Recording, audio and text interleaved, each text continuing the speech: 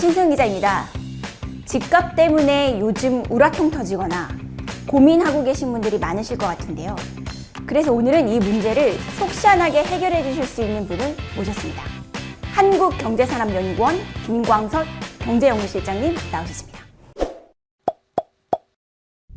요즘 사람들이 집값에 대해서 고민을 많이 할 것 같아요. 맞아요. 도대체 집을 언제 사야 되는지. 매매 가격 등락률이 0을 통과하는 지점이 4분기가 될 것이고, 근데 전국 평균 가격이 그러하니 서울의 평균 아파트 가격은 3분기에 0을 통과할 것으로 보고 있어요. 그러면 내 집 마련을 준비하시는 분들이라고 한다면 지금 집을 알아보셔야 된다. 그래서 집은 서울 같은 경우는 그럼 3분기부터 사면 되는 거고, 네. 서울이 아니고 다른 지역은 4분기부터 사면 되는 거예요? 여러분이 스스로 판단하셔야 됩니다. 스스로 판단하실 수 있게 제가 몇 가지 시나리오를 드리는 거예요. 무엇을 보고 판단해야 되느냐 이건데, 그 첫 번째가 미분양 주택 건수다. 근데 미분양 주택 건수가 7만 5천 호를 찍고 7만 2천 호로 조금 내려왔어요.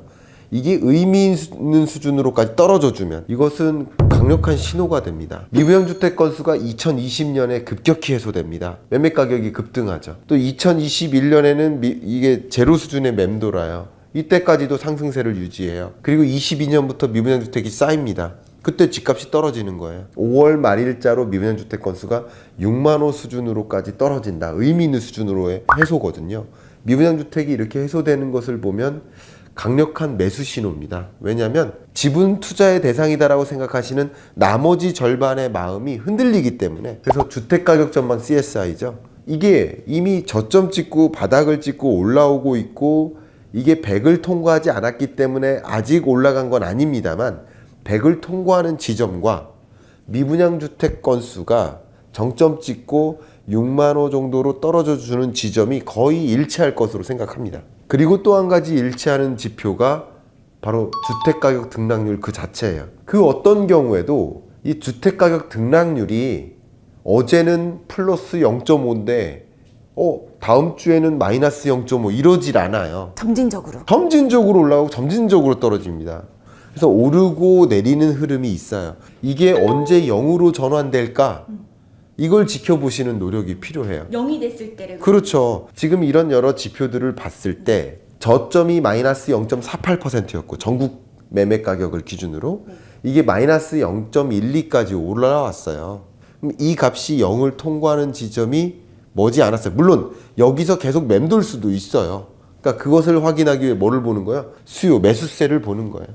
그 두 가지를 좀 보면서 가격 등락률을 같이 보시면, 제가 보기에는 그런 것들 때문에 지금으로서는 3분기로 겨냥하시면 어떨까? 판단은 여러분이 하신 거, 그런 지표를 보시면서. 대출을 몇 % 정도까지 받는 게 그래도 좀 합리적일까요? 여러분께 항상 부채 의존 정도를 추천드릴 때 LTV보다 DSR을 강조합니다. 그러니까 DSR이 어려운 개념이 아니에요. 여러분의 가구, 소득, 가처분 소득 기준입니다. 통장에 찍히는 돈. 그러니까 여러분의 월 평균 소득을 분모해 두시고, 그리고 분자에 이자 상환 부담을 넣으시면 돼요. 원금과 이자. 그러니까 원리금 상환액이에요. 소득이 안정적으로 유지될 것이라고 전제를 깔고, 그 DSR이 40%를 넘어가면 고위험군으로 분류를 합니다. 그래서 고위험군까지는 절대 가지 마시고 20%에서 40% 사이에서 결정하시면 좋겠다라고 말씀드리고요. 요 기준을 가지고 추가적으로 부채를 의존할 것인지 말 것인지 이렇게 판단하시면 좋고요. 또 한 가지는 금리예요. 그럼 만약에 3분기나 4분기에 집을 살려고 한다. 네. 그럼 금리를 변동금리로 해야 돼요? 고정금리로 해야 돼요? 대출 받을 때? 변동금리입니다. 당분간은 금리가 하락할 것으로 보는 게 좋고요. 산 이후에 초창기 금리가 중요하거든요.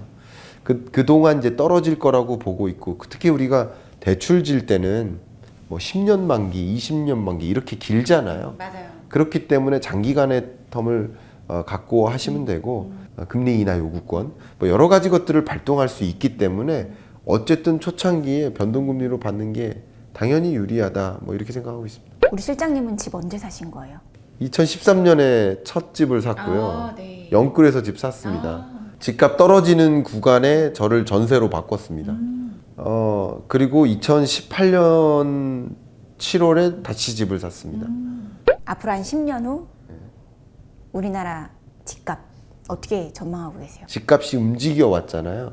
그 움직여온 경로가 오름세로 옮겨왔나요? 내림세로 옮겨왔나요? 집이요? 예, 결국 올랐죠. 올라왔잖아요.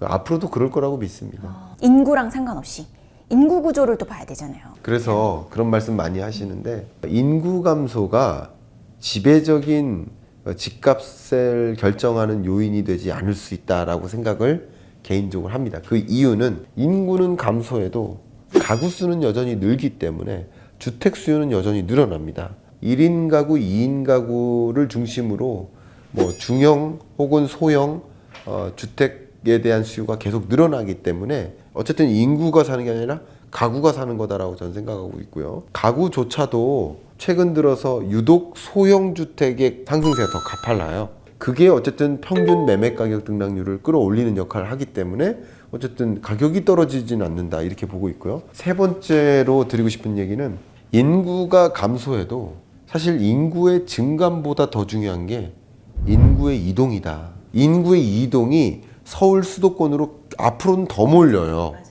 더 몰리기 때문에 지방의 경우에는 더 인구가 감소해요. 그래서 서울 수도권의 경우에는 집값이 안 떨어지고 계속 수요가 뒷받침이 되면서 더 오르고요. 지방 소멸도시를 중심으로 해서는 가격이 반등하지 못하는 흐름이 야기돼요. 집값 등락률이 어떻게 될 거냐라고 말씀하신다면 네, 우상향한다. 그러나 서울 수도권을 중심으로 지방은 안 그렇다. 그렇게 말씀드리고 또 한 가지 마지막으로 의외로 인구가 드라마틱하게 감소해도 집값이 안 떨어질 수 있다라는 근거를 말씀드리면 지난 10년 전, 20년 전의 1,000원짜리와 지금 20년 후의 1,000원짜리는 가치가 달라졌고 그러니까 그런 믿음이 깔려 있기 때문에 부동산의 가치가 올라가서 집값이 올라간다는 게 아니라 돈의 가치가 떨어지니까 더 많은 돈을 주고 집을 사야 되는 그런 미래가 올 거라는 거죠. 그런 의미에서 저는 부동산 가격은 오를 거라고 생각하고 있는 겁니다. 주식을 다 처분하셨다고 들었어요, 실장님. 네. 지금도 한 주도 안 갖고 계세요. 안 갖고 있습니다. 언제 다시 투자하실 거예요? 제가 2021년에 22년 경제 전망하면서 20년, 21년은 완화의 시대고요. 제로금리의 시대.